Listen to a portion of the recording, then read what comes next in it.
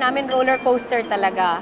There are times na, but that was a good, for me that's good eh. Kasi yung experience namin na nakakulungan dad, talagang nalaman namin who our friends are. Nung naging presidente ang mom, they never asked me for anything. Parang, at most they'll say, uy, pahingi naman ng Christmas calendar nyo.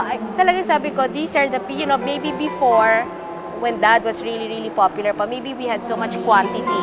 But martial law, na-trim to quality. Yeah, so, those friends we really, really treasure. Umaharap po sana, tulungan po ninyo kami sa aming panalangin upang lalo lumiwanag sa aming kaisipan kung ano nga ang dapat natin gawin sa darating na snap election.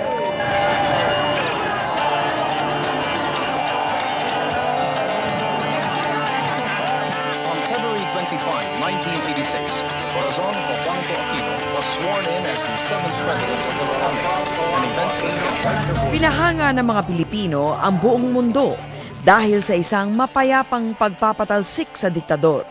Si Cory ang naging simbolo ng people power.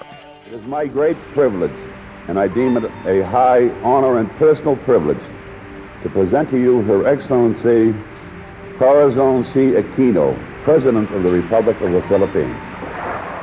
Pero mabilis natapos ang palakpakan. Tulad ng sinabi ni Ninoy sa kanyang byuda noong nabubuhay pa ang senador, malaking sakit ng ulo ang naghihintay sa sinumang papalit kay Marcos. Minana ni Cory ang mga naiwang problema. Lubog sa utang, ang naghihingalong ekonomiya ng Pilipinas ay pinalala ng politika at pagkakawatak-watak. 7 kudeta ang bumulabog sa administrasyong Aquino. If the trend continues, she will collapse. Now tell me, who can take her place? The question you all really want to ask is, can she hack it? Nalampasan ni Tita Cory ang mga pagsubok. Maayos niyang naipasa ang susi ng palasyo kay Fidel Ramos, ang kanyang sinuportahang kandidato. Sa mga pagsubok na kanyang pinagdaanan, ilang bagay sa pamamalakad ni Tita Cory ang naging matingkad. Ang pagsandal sa panalangin at mahigpit na pagbabantay sa kanyang integridad. Kwento ni dating Agrarian Reform Secretary Philip Huico, nang manumpa siya bilang miyembro ng gabinete, kinausap siya ni Tita Cory at sinabing, "Do your job, do it well, obey the law at huwag kang magnakaw." Napakalalim yung passion para sa bayan ng mag-asawa, yung pagmamahal sa bayan, yung katatagan ng loob, yung katapangan, yung dignidad, and of course yung honesty. Ayon kay Sister Mary John Manansan, namumukod tangi si Tita Cory dahil matibay at napakalalim ng kanyang pananampalataya at nagawa niyang isabuhay ito. Hindi siya nangurakot, yung kanyang word is true. Ako'y aalis after 6 years, talagang tinutuhanan niya yun. Napaka-deep at saka solid ang values niya. Naniniwala si dating Senador Sergio Osmeña na nakayang pasanin ni Tita Cory ang krus ng kanyang administrasyon dahil sa matibay na paniniwala niya sa Diyos. It was based on her firm faith in God na just do the right thing and God will take care of you. And she went further than that. She made this whole nation proud of being a Filipino.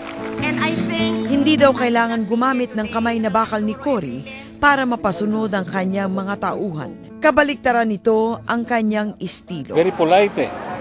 Hindi naninigaw, hindi nagpapakitang hindi naninigaw, hindi nagbabagsak ng gamit, pero makikita mo pag yung talagang she means what she says and she says what she means, talagang mahigita mong firm. At pag oras na nag-decide, naku, ang hirap palitan yon. It's like pulling hen's teeth out. Hindi raw nabago ng kapangyarihan at halos 6 na taong pagtira sa palasyo ang pagiging simpleng byuda ni Ninoy. I think I heard my dad say before, kasi politician's wife, naku si Cory, bago magpagawa ng damit for some special function, ulitin na lang niya yung old damit niya para mapapagawa niya kami ng dresses. Yung latter years, maybe I'd say the last 20 years of her life, ang hirap-hirap siyang regaluhan. Kasi wala naman siya talagang masyadong mga gusto. So, I think towards the end, parati na lang namin sabi, let's give her her birthday lunch or her birthday dinner. Ganun na lang kasi it's something, alam mong matutuwa siya. But material things, naku, napakahirap mag-isip. Napakasakit para sa mga anak ng dating Pangulo ang mga batikos na ipinukol ng mga kritiko sa kanilang ina, lalo na kung ang paghuhusga ay nanggagaling sa taong kanilang kakilala. I feel so hurt kasi here's one person trying her best, so clean.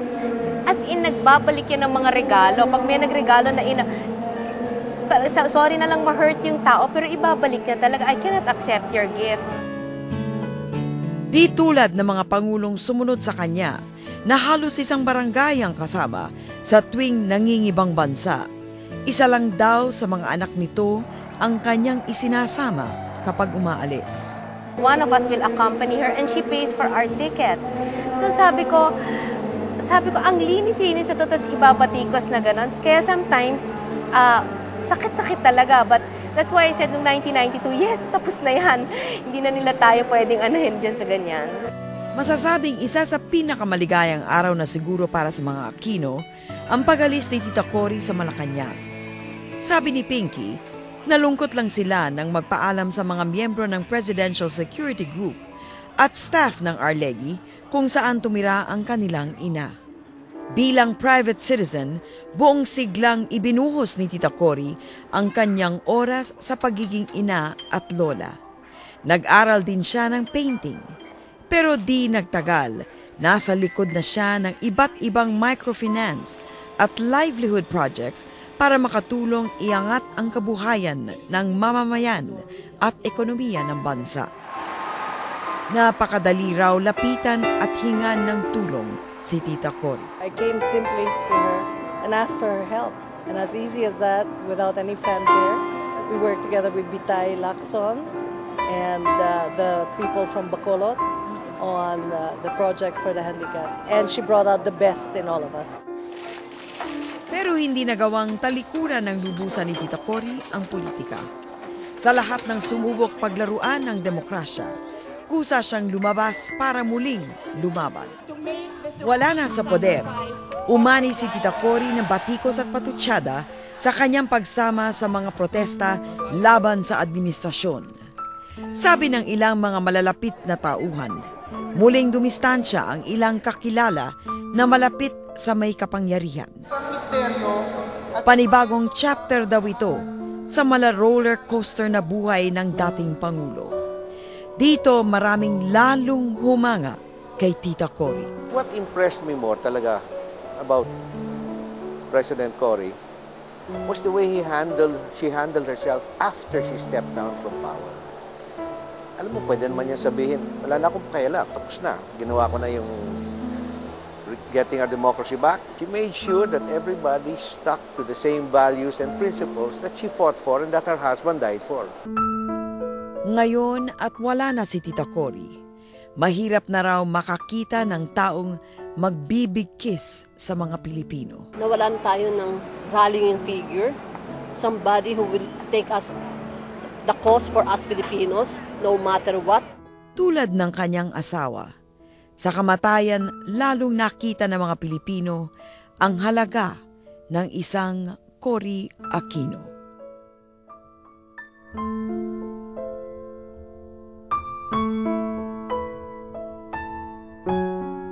She looked at the business community not as a piggy bank to be periodically shaken down for favors to be granted, but as a resource to be tapped for worthy projects, especially for the poor.